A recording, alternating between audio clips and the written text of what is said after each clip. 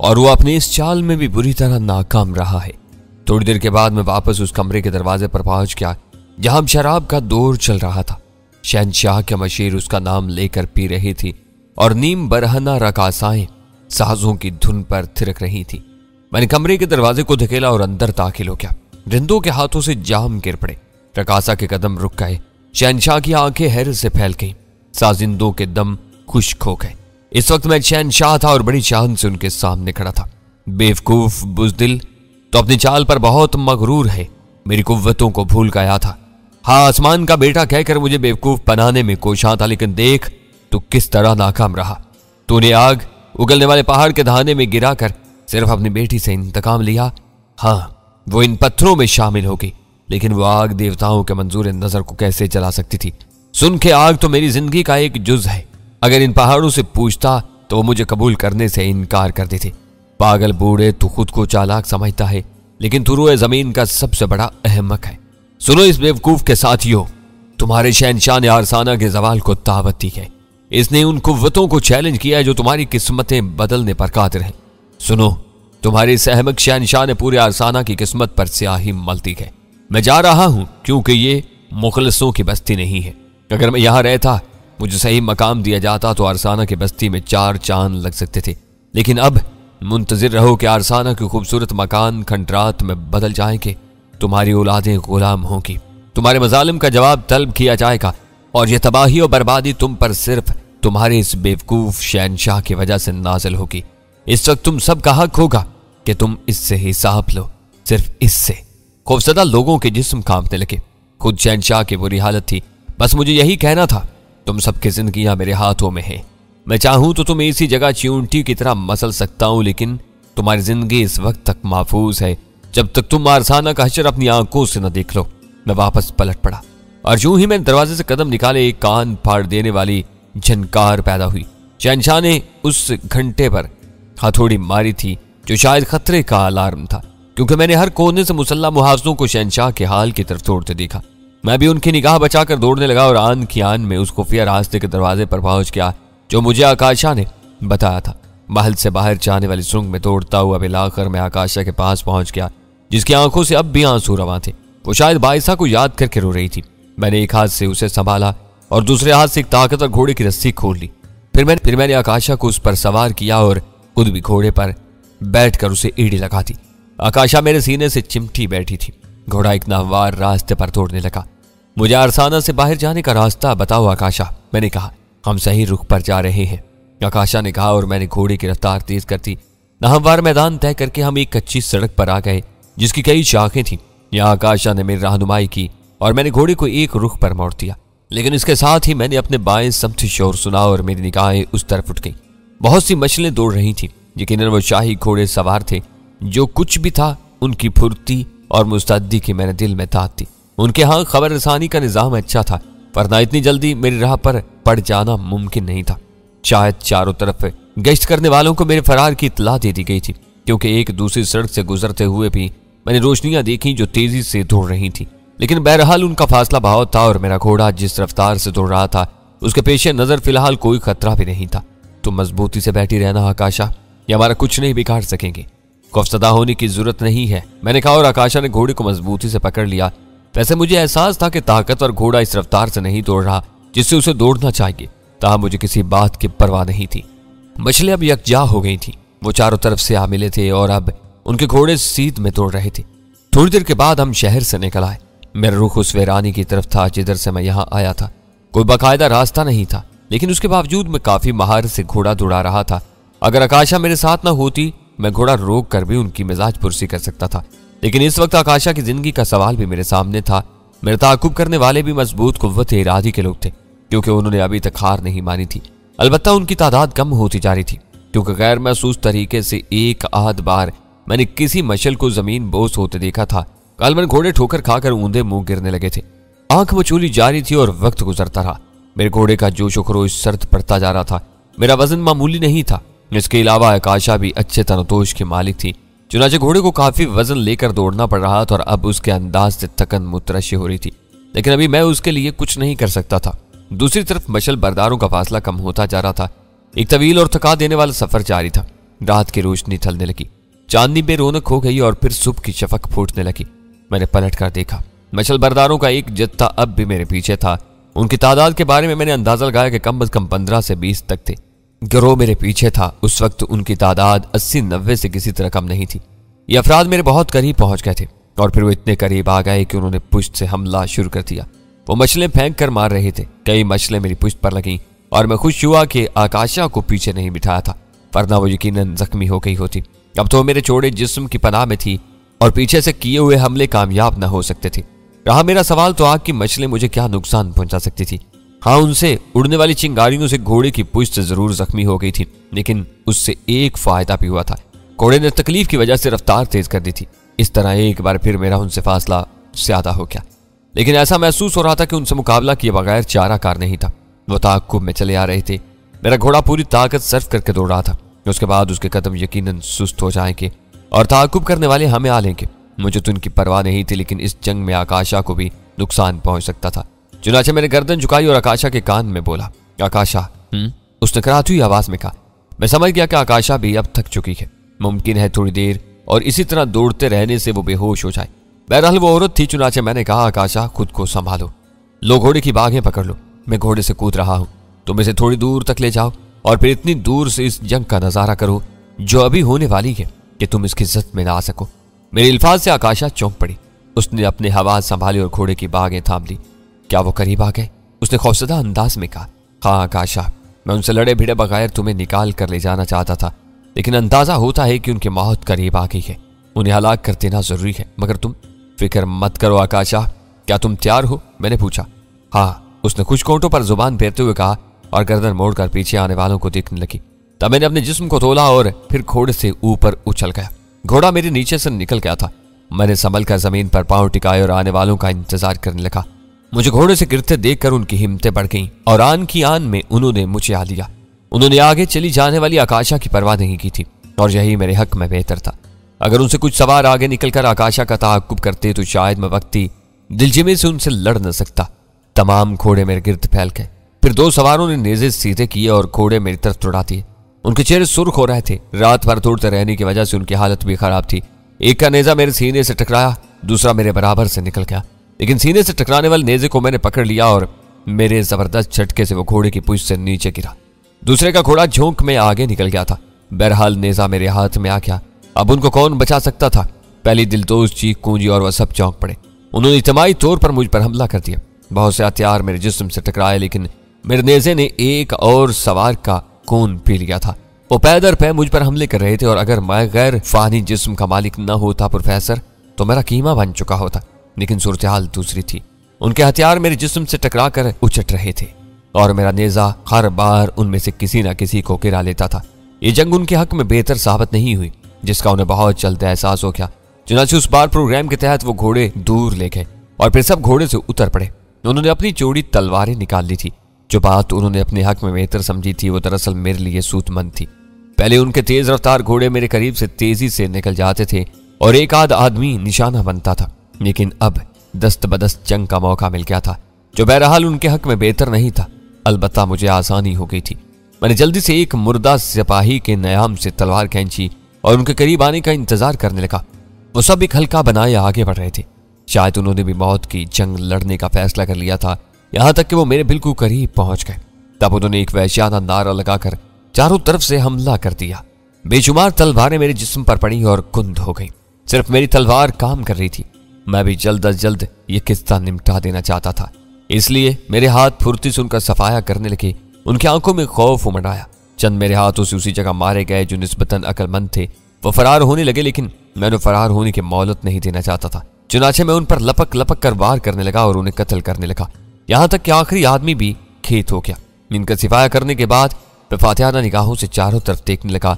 सिवाय लाशों या जानकुनी के आलम में तड़पते हुए जिस्मों के और कुछ नहीं था। तब मैंने आकाशा की तलाश में निगाहें दौड़ाई, लेकिन आकाशा मुझे नजर नहीं आई और मैं चौंक पड़ा। आकाशा कहाँ गई? मैंने सोचा और मेरी निगाह दूर एक स्याह ढेर पर पड़ी। वो यकीनन घोड़ा था, मेरा घोड़ा, जिस पर सवार होकर हम यहां तक आए थे, लेकिन वो जमीन पर पड़ा था। मेरे दिल की अजीब कैफियत होने लगी। क्या कोई सिपाही वहां पहुंच गया था? क्या आकाशा और घोड़े को हलाक कर दिया गया था? मैं मुर्दा घोड़े की तरफ दौड़ा और आन की आन में उसके करीब पहुंच गया। घोड़ा मर चुका था। शायद उसने दौड़ने में पूरी कुव्वत लगा दी थी। उसके नाक के नथनों से खून बह रहा था, जिस्म पर और कोई जख्म नहीं था। फिर मैंने आकाशा की तलाश में निगाहें दौड़ाई। घोड़े से कुछ दूर वो बेहोश पड़ी थी। उसके सीने के जीरो बम से मैंने उसकी जिंदगी का एहसास किया और उसके करीब पहुंच गया। फिर मैंने उसका सर उठाकर जानों पर रख लिया और उसे होश में लाने की कोशिश करने लगा। उसे होश में आने में काफी वक्त लगा था। फिर उसने आंखें खोलती और कई मिनट तक काली उल ज़ेनी के आलम में मेरी शक्ल देखती रही। फिर उसकी आंखों में खौफ उमड़ आया। क्या वो फरार हो गए? उसने फूले हुए सांस के साथ पूछा और मेरे होंठों पर मुस्कुराहट फैल गई। हाँ, वो जिंदगी से फरार हो गए आकाशा, मैंने प्यार से कहा और वो मेरे जानों से गर्दन उठाकर उधर देखने लगी जहां लाशें ही लाशें पड़ी हुई थी। मैंने उसके चेहरे पर मुसर्रत के आसार देखे। ओह, तो तुमने उन पर फतेह हासिल कर ली। बेशक तुम फातेह आजम हो। वो मुझसे लिपट गई और मैं फरते मोहब्बत से उसके बालों में उंगलियों से कंघी करने लगा। वो कई मिनट तक इसी तरह मुझसे लिपटी, न जाने क्या सोचती रही। फिर उसने दोनों हाथ मेरे सीने पर रखे और मुझसे दूर हट गई। मैंने ताज्जुब से उसे देखा। उसकी ये नई हरकत मेरी समझ में नहीं आई थी। उलझी हुई निगाहों से मुझे देख रही थी। फिर उसने नजरें झुका ली और आहिस्ता से बोली, यहाँ से निकल चलो। शहंशाह बहुत जिद्दी है, वो अपने और आदमी रवाना करेगा और इस वक्त तक हमारा ताक़ुब करेगा जब तक उसके हाथ न आ जाए। इसकी ये ख्वाहिश कभी पूरी नहीं होगी आकाशा, लेकिन तुम्हारी खातिर यहाँ से चलना जरूरी है। तुम बेहोश क्यों हो गई थी? मैं नहीं जानती, घोड़ा गिर पड़ा था। मैं भी गिर गई और उसके बाद मुझे होश नहीं रहा। क्या घोड़ा मर गया? हाँ, उसने अपनी कुव्वत से ज्यादा जिद्दोजहद की थी, लेकिन फिक्र मत करो, सिपाहियों के घोड़े मौजूद हैं। गोल की हालत भी खराब है, लेकिन मेरा ख्याल है कि हम उनसे काम ले सकते हैं। तो फिर चलो, यहाँ से निकल चलो, उसने खौफजदा अंदाज में कहा और मैं उसके चाहने पर थपकी देकर सिपाहियों के घोड़ों की तरफ चल गया जो खाली पुश्त इधर उधर फिर रहे थे। मैंने उनमें से 2 घोड़ों को पकड़ा और उनकी बागें थामे हुए आकाशा के नजदीक पहुंच गया। आकाशा भी हिम्मत करके खड़ी हो गई थी। मैंने उसे सहारा देकर एक घोड़े पर सवार किया और फिर दूसरे घोड़े की बागें पकड़े आकाशा के घोड़े के साथ पैदल चलने लगा। इस इलाके से जल्दी निकल चलो, वरना तुम बिल्कुल बेफिक्र रहो। अगर शहंशाह के और आदमी भी यहाँ पहुंच गए तो उनका हशर दूसरों से मुख्तलिफ न होगा। मैंने कहा और वो एक ठंडी सांस लेकर रहेगी। थोड़ी दूर चलकर मैंने कहा, अगर तुम्हें शहंशाह पाले तो तुम्हारे साथ क्या सलूक करेगा? मेरा हशर भी बाइसा से अलग नहीं होगा, उसने जवाब दिया। आखिर क्यों? ये उसकी आन का सवाल है और मैं तुम्हारे साथ हूँ। उसे मेरे फरार और तुम्हारी आमद का इल्म हो गया होगा। बहुत जालिम है वो, उसे इंसानों से नफरत है। वो सिर्फ खुद से मोहब्बत करता है, अपनी आन पर हर एक को मौत के घाट उतार सकता है। क्या तुम अपने जालिम बाप से अब भी मोहब्बत करती हो? नहीं, मैं उससे बेपनाह नफरत करती हूँ। उसने तुम्हारे और बाइसा के साथ जो सलूक किया है, उसके बाद से मैं उसकी सूरत देखने को भी तैयार नहीं हूँ। उसने जिसे चाहा मौत के घाट उतार दिया। उसके मजालिम की कहानियां सुनकर दिल धड़कना भूल जाती है, लेकिन हर जालिम कुत्ते की मौत मर जाता है। आकाशा, क्या तुम्हें एहसास है कि तुम्हारा बाप भी ऐसी मौत का शिकार होगा? उसे मेरा बाप कहकर मुखातिब न करो, मैं शर्मिंदा हो जाती हूँ। वो तो एक वहशी दरिंदा है। मैं तुम्हारे इस जज्बे की कदर करता हूँ, मैंने दिल से कहा। यूं भी तुम एक एहसार पसंद लड़की हो। मुझे वो लम्हात याद हैं जब तुमने बाइसा का पैगाम मुझे दिया था। हालांकि तुम खुद भी मुझे चाहती थी। मेरे अल्फाज पर उसने अजीब सी निगाहों से मेरी तरफ देखा, लेकिन जुबान से कुछ नहीं बोली। क्या तुम मेरे साथ जिंदगी गुजारना पसंद करोगी आकाशा? मैंने कहा और उसने दोनों हाथों से मुंह छुपा लिया। फिर उसकी सिसकियां सुनाई दी और उसने रोते हुए कहा, यह मुझसे ना हो सकेगा आसमान के बेटे। तुम बाइसा के महबूब हो और मैं मरने के बाद उसे तकलीफ नहीं देना चाहती। मेरे कदम रुक गए। मैं उस अजीम लड़की को ताज्जुब से देखने लगा। फिर मैंने गहरी सांस ली। यह हकीकत थी, मुझे उसके जज्बात को ठेस पहुंचाने का कोई हक नहीं था। उसके बाद मैं खामोशी से सफर करने लगा। वो दोनों हाथ मुंह पर रख के सिसकियां लेती रही। काफी दूर पैदल सफर करने के बाद मैं भी घोड़े पर सवार हो गया। अब मुझे किसी ऐसी जगह की तलाश थी जहां हमें शिकार मिल सके। भूख लगने लगी थी और सूरज काफी चढ़ाया था। घोड़े सुस्त रवि से दौड़ रहे थे। आकाश अब संभल चुकी थी। उसका घोड़ा मेरे घोड़े के बराबर दौड़ रहा था। इस तरह हम उस जगह से काफी दूर निकल आए जहां लाशें पड़ी थी। तब मुझे दूर से वो झरने नजर आए जहां मैंने मलका सारिता को पहली बार देखा था। मैं खुशी से उछल पड़ा क्योंकि इस जगह मैंने काफी वक्त गुजारा था और मुझे मालूम था कि वहां शिकार भी मौजूद है। मैंने घोड़े को एड़ी लगाई। आकाशा के घोड़े की रफ्तार भी तेज हो गई थी। शायद घोड़ों ने भी पानी देख लिया था, इसलिए वो भी तेज दौड़ रहे थे। थोड़ी देर के बाद हम झरनों के करीब पहुंच गए। घोड़े पानी पर झपट पड़े थे। मैंने आकाशा को सहार देकर उतारा और फिर मैं उसे लिए हुए उस खूबसूरत जगह पहुंच गया जहां मैंने सारिता के साथ पहली रात गुजारी थी।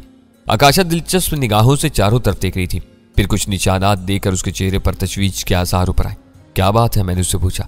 यहाँ से जल्दी निकल चलो, शायद पहाड़ी दस्ते इधर से गुजरे हैं। ये देखो उसके कयाम के निशानात। उसने जमीन की तरफ इशारा किया और मेरे होंठों पर मुस्कुराहट फैल गई। मैं जानता था कि ये निशानात किसी पहाड़ी गश्ती दस्ते के नहीं थे, बल्कि सारिता के कयाम के नकूश थे जब कि सारिता मौत के आगोश में सो चुकी थी। तब मैंने आकाशा से पूछा, तुम्हारे मुल्क के गश्ती दस्ते इन पहाड़ों में क्यों भटकते हैं? भागियों की तलाश में जो अरसाना के दुश्मन हैं।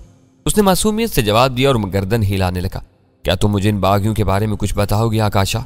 मैंने उसे पूछा और मासूम लड़की मेरी शक्ल देखने लगी। फिर उसने गहरी सांस लेकर कहा, मुझे उनके बारे में कुछ मालूम नहीं। मैंने जो सुना है वो ये है कि वो लोग जालिम हैं, लुटेरे हैं, वो बस्तियों को आग लगा देती हैं, उन्हें अरसाना से नफरत है और वो अरसाना की तबाही के ख्वाहिशमंद हैं। इसके बावजूद कि वो हमसे कमतर हैं, वो हमारे ज़ेरे नगी आना पसंद नहीं करते। शहंशाह के हुक्म के मुताबिक अरसाना के हर बाशिंदे पर फर्ज है कि वो किसी बागी को देखे तो फौरन उसे कत्ल करते, या अगर उनकी तादाद ज्यादा देखे तो फौजियों को इतला दे जो उनकी तलाश में सरगर्दा रहते हैं, ताकि फौजी उन्हें ठिकाने लगाते। आकाशा ने जवाब दिया और मेरे होंठों पर मुस्कुराहट फैल गई। खुद तुम्हारा उनके बारे में क्या ख्याल है आकाशा? मैंने पूछा। मैंने उनके बारे में नहीं सोचा। हाँ, पहाड़ों की सैर करते हुए मैं उनसे खौफजदा जरूर रही हूँ, लेकिन मुमकिन है शहंशाह ने उनके बारे में भी गलत कहा हो, क्योंकि मैं तुम्हें शहंशाह के बारे में बता चुकी हूँ। वो जिसे पसंद नहीं करता उसके बारे में तरह तरह की अफवाहें फैला देता है। तब यकीन करो आकाशा, उसने पहाड़ वालों के बारे में भी अरसाना वालों से सब कुछ गलत कहा है। वो भी हमारी तरह इंसान है, वो भी हमारी तरह अमन सुकून की जिंदगी गुजारना चाहते, एक ही तरह मरते हैं। फिर इंसान का गुलाम क्यों बने? शहंशाह को उनसे शिकायत है कि वो बर्तरी क्यों तस्लीम नहीं करते? वो दूसरों की तरह इनके गुलाम क्यों नहीं बन जाते? ये कैसे मुमकिन है?